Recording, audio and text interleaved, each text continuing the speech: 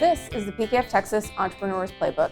I'm Jen Lemanski, and I'm back again with Nicole Riley, an audit director and one of the faces of the PKF Texas not-for-profit team. Nicole, welcome back to the Playbook. Hi, good morning.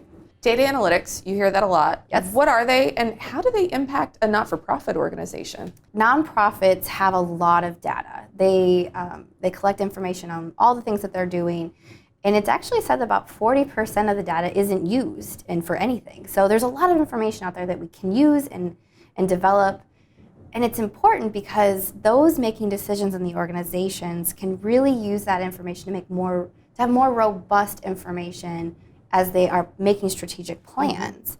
Organizations always look at the budget to actual every month. They look at year over year. They get a report from the program people. They get a report from development. So they're getting individual reports. But if they use data analytics, they can kind of see how those interplay and see how things are really happening in the organization. The other thing is validating trends.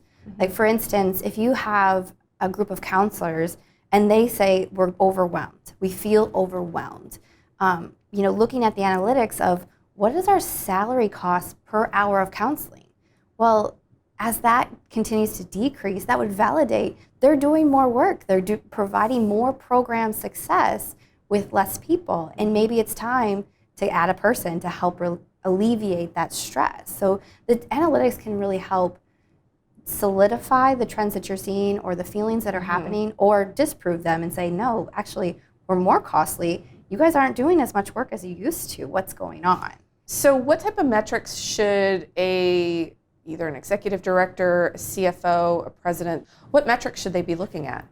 I wish there was a set that I could, do X, Y, Z, but data analytics really requires an organization to look at the information that they have, in the programs that they do, and how that all interplays, and you have to really customize the data analytics to make it useful to your organization.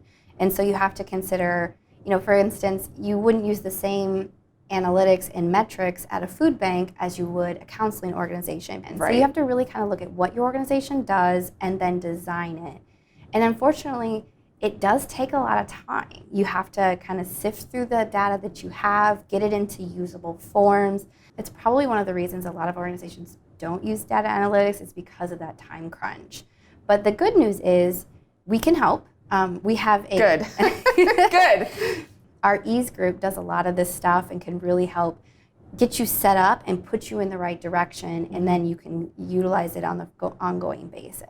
Perfect. Really helps you make strategic business decisions. Yes, very informed decisions. And the other thing that it can do, it can help identify fraud. It's not perfect, but it can really identify some red flags that you then follow up on and dig into a little bit more. So it has that added benefit as well. So there are so many reasons to invest the time, invest the dollars to get this set up and have your organization set up for success in the future.